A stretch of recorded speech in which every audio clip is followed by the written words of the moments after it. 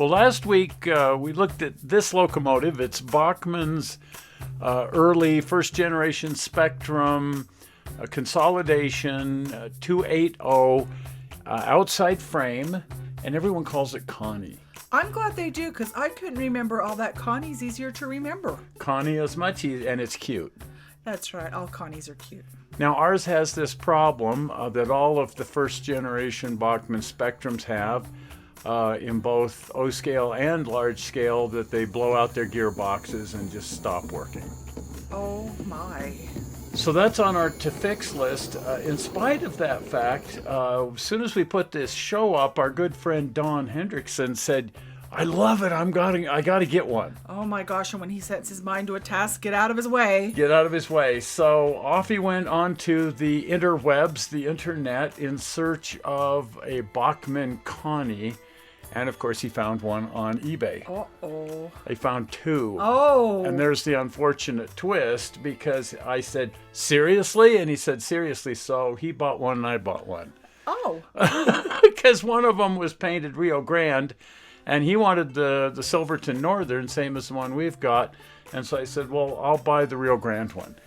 And then let's turn this into a big group project, and let's rebuild all three of them. Ay, ay, ay. Assuming that all three of them have blown out geared boxes, or soon will have, and let's put proper electronics in them and so on. So we're launching a new project today. Tip it up on its top. So here we are unboxing ours, the Rio Grande painted one, Rio Grande 469.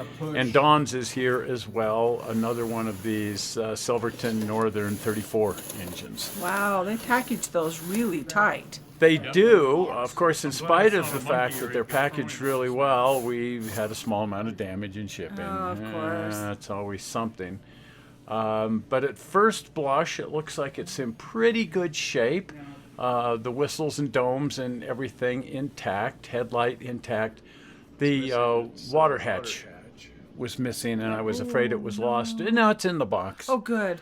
But two of the foot stirrups were also broken off. And, well, they weren't actually broken off, that they were damaged enough that they fell off. Oh.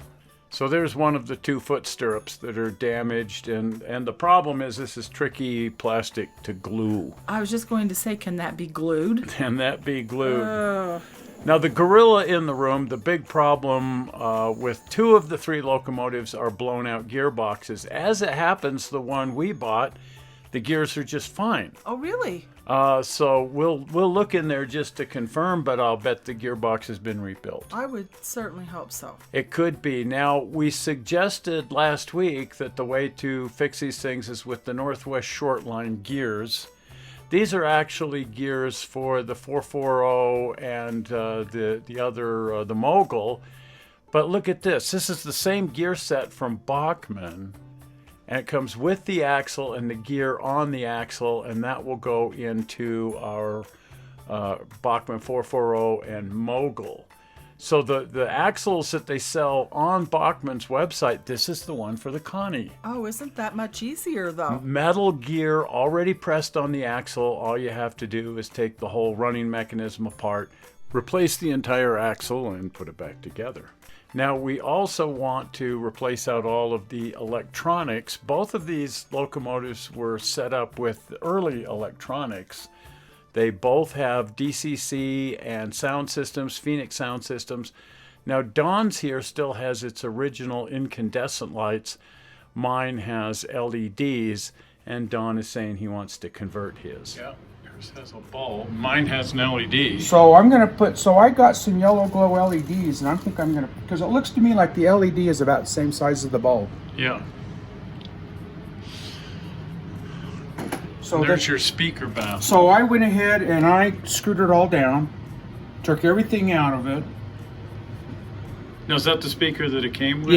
Yeah, that speaker, I mean, that thing is. And I just wonder if they came with a speaker thinking that people, because some of these Bachmanns have a speaker and no sound system, but most of them just have a hole for the speaker. Yeah. So here is the Phoenix sound system, and I'm not going to use it. So I must have left the, but look at the crack that's on that thing. Yeah, back in the day, I mean, it's got switches and it's the got... sound system for my rotary snowplow is twice that size, and all it does is go Yeah. Yeah. So, and then here is what was actually in the back of the engine if I hadn't left the circuit card there. But I mean, it's got momentary switches. I don't know what the hell that thing is. Look at that. And then this is in the tender, or was in the tender.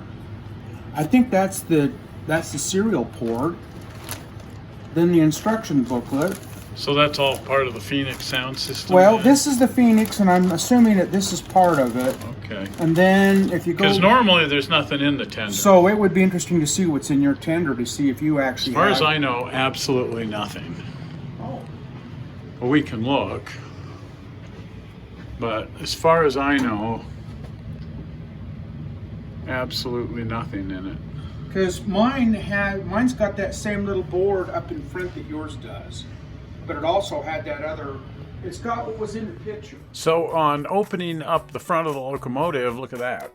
What in the world? That is the DCC controller, but back in the, 20 years ago, a DCC controller was a much bigger and ponderous thing than it is today.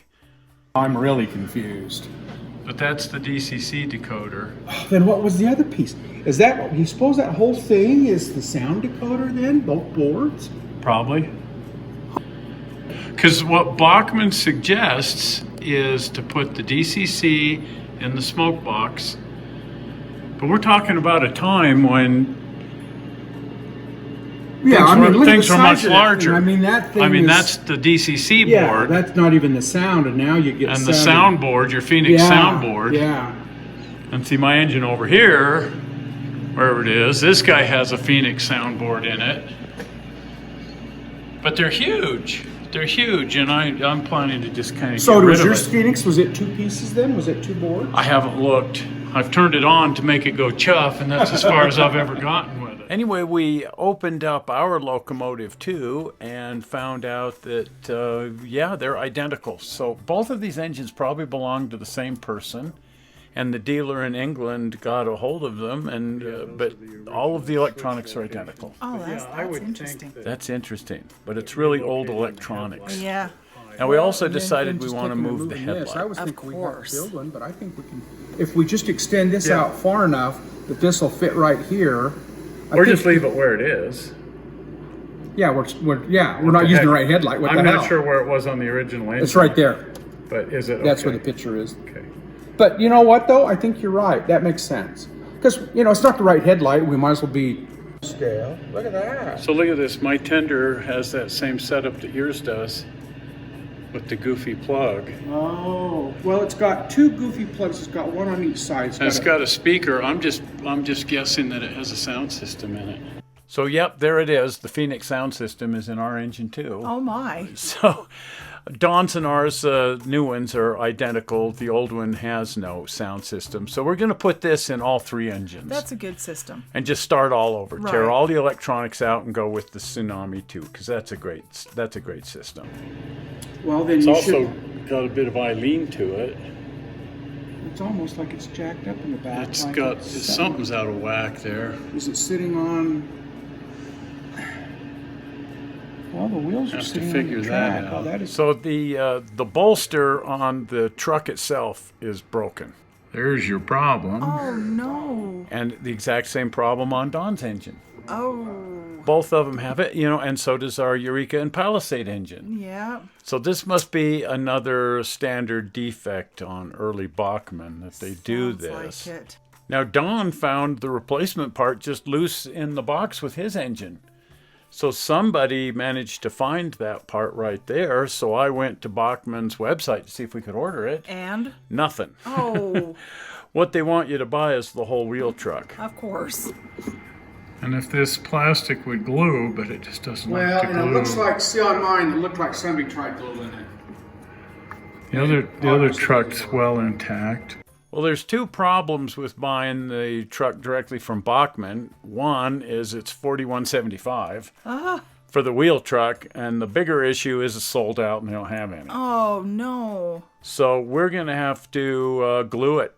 And in spite of the fact that Delrin, I've never found a way to glue Delrin, on the source of all human knowledge, the internet, there's information out there on how to glue Delrin. And apparently Loctite offers the 770 primer. So we went to Amazon and there it is. $30 Ouch. for this little tiny bottle. But it's like, well, if that's what we have to do in order to glue Delrin, that's what we're going to do. So we've ordered a bottle of Loctite 770 and then the Loctite 401, which is just their version of super glue. But, you know, let's stick with the entire Loctite system. Right. And we'll put this to the test and see if we can repair that truck. The only thing that bothers me, I mean, this was just such a standard Bachmann prototype, offered in all these different gauges and 40-inch gauge and 24-inch gauge, I don't know what all, but 9 different gauges. So what did Bachmann choose for a prototype? I